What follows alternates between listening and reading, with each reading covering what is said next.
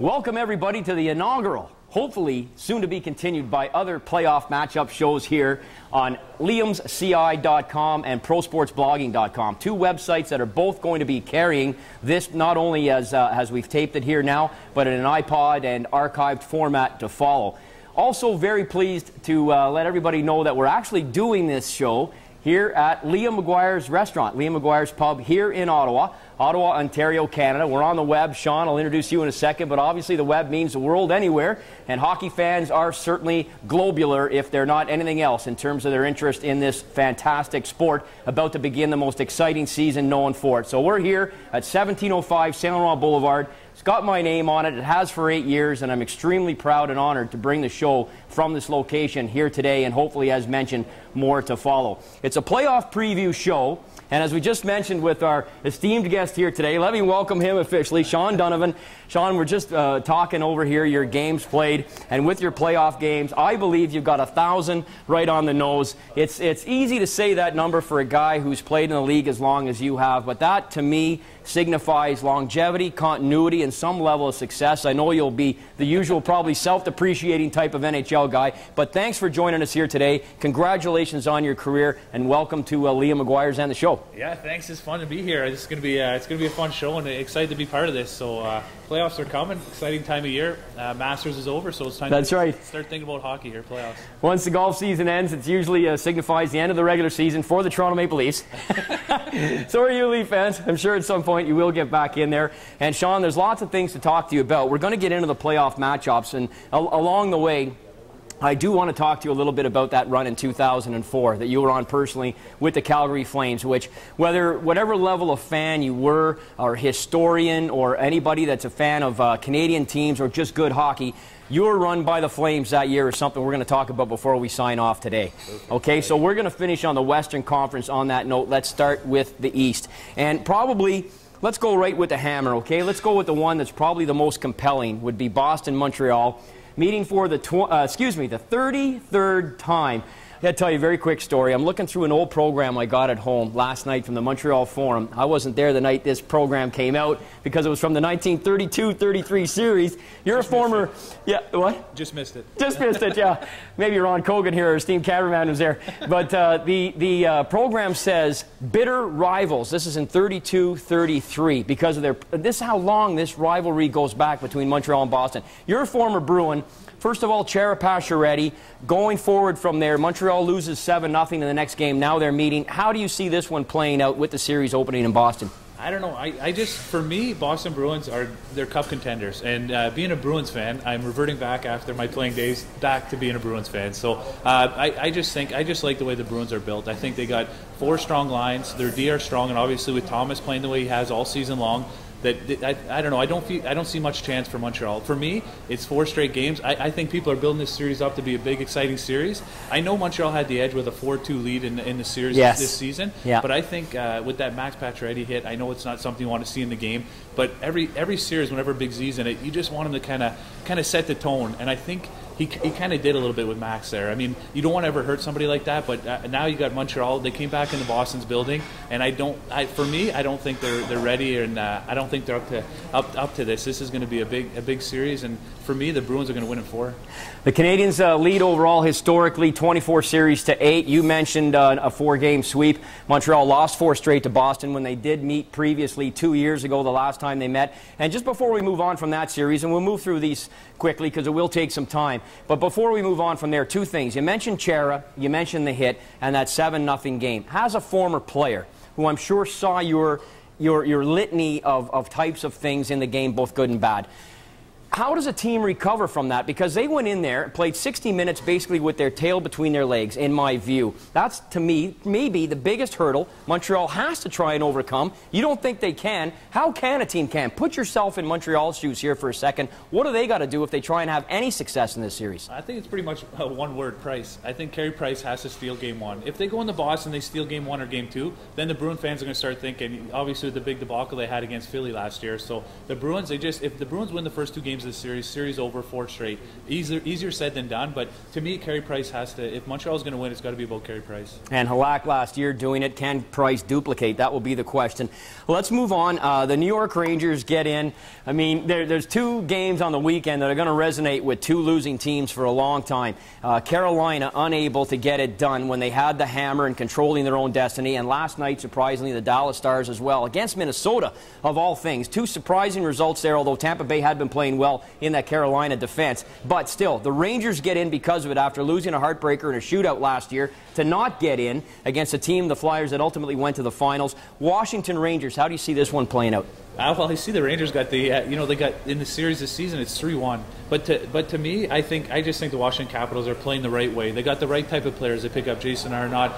Who knows how Weidman's going to be coming? Their D, obviously, it'd be nice to have Green back, and people are kind of wondering. I don't know if Green's going to be back game 1, but obviously it'd be nice to get Pody, Green, and Weidman back. But I think if you look up at forwards, you kind of look at Ovechkin, and if he wins a Conn Smythe this year, he's the type of player that could just elevate his game. And I think this year you kind of look at him and you're kind of thinking in your back of your mind, is he coasting a bit, trying to get ready for playoffs? And for me, I just think that he's trying to play maybe a little bit more of a team game. And for him, he's so exciting and so much fun to watch. But I think this playoffs I think he's thinking about this playoffs after the series they had last year with Team Canada when they lost that 7-2 game against Russia and Canada. I think now that Ovechkin's had the bad playoffs last year, and I think now they're just set. He's been thinking about playoffs. I don't think regular season, the President's Trophy wasn't that important to them. What's important is winning the playoffs, and I think Ovechkin's going to be pretty exciting this playoff series. And that was a fantastic game, by the way, for Canada. I watched it right over here in the corner, and that may be one of the most greatest international performances by a Canadian team I've ever seen. Notwithstanding your gold medal in the World Junior there, big shooter.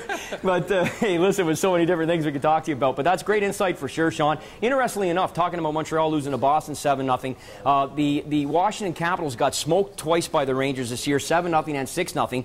After that 6-0 loss in February, they went 16-3-1. So to your point, the Capitals bring in Arnott at the trade deadline. One more comment from you on this series from a Jason Arnott point of view. Talk about having that type of guy in a dressing room, either from personal experience of somebody you can equate it to, and what that means to a team that's really European-laden with a lot of playoff disappointments so far today. What a good old Canadian boy maybe like Arnott can do in that room.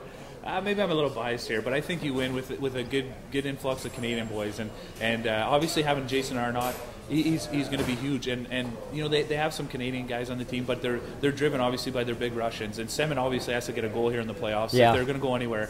But when you bring a big boy who's won a cup, everybody looks up to Arnott, and they're going to see how he's in the dressing room, how calm he is, how composed he is. Maybe they're going to be losing a game, and Lundqvist is standing on his head. Well, Jason Arnott's going to be all excited, yelling and screaming in the room. He's just going to be, boys, we're going to get this goal. One of us is going to score in the power play if we get a chance. We're going to win. It's just that kind of composure and that kind of leadership, and it's the right guy to bring in. And when they bring in that kind of guy, if they can decide what goalie, who's going to be the #1 goalie in this series, which is a big question, it's going to be, I think they're going to be pretty dangerous. You played against Mark Messier. There's that great story of '87, Mark Messier with Kent Nielsen, allegedly, and I've heard it from sources, you probably have as well, where he grabbed Kent Nielsen, literally physically grabbed him when he came off the ice and put him up against the wall and said if he had another half-assed, hearted effort like he had in that previous game as they just came off the ice, that Messier personally was going to beat the crap out of him. I believe there's probably an element of truth there. I don't know if your thoughts on that, but just speak, again, to a veteran presence, and not only that, but somebody who can back their actions up, what that means in the dressing room come playoff time. Well, it's huge. I got a chance to play 2 years with Colorado Avalanche when they're kind of at their peak. In between cups, I missed out on the cups, but a guy like Adam Foote used to grab guys. He'd never grab guys physically, but he would step up to guys and yell at them in playoffs. And Patrick Roy was the same. He was a guy that was all about winning. He would do anything to win, and anything. So in the room, if he had to throw, you could say under the bus, but he went at somebody. If he wasn't carrying his weight, Patrick Roy was about winning. We're there to win the Stanley Cup, and if you're not carrying your weight, you're going to hear about it. So that kind of stuff is not something everybody can do, but when you're as good as Patrick Roy and you've won as many Conn Smythes and Stanley Cups, when he says something, you listen. And a guy like Adam Foote was the same way. He was just a guy on D, and he a hard-working guy, liked by the guys, but when it came down to it in the dressing room and it was crunch time and you weren't working, well, you heard about it. So those kind of guys are, that's how you win, because you can't have anybody floating. Adam Foote just retiring from an unbelievable career. I mean, you got to give him 1,153 games, Stanley Cups, international success, and the whole 9 yards, and a former teammate of yours. Let's move on, Sean, and talk about Philly Buffalo, last year's finalists. Sabres trying to recapture here. I mean, they've been one of the hottest teams down the stretch, 28-11-6 in their last 45 games. Flyers really limping along here. Now, mind you, Pronger's been out with the broken hand. He's doubtful. They were missing Ville Lino. They were missing, Briere was out. They were really beat up there. How do you see this one shaking out?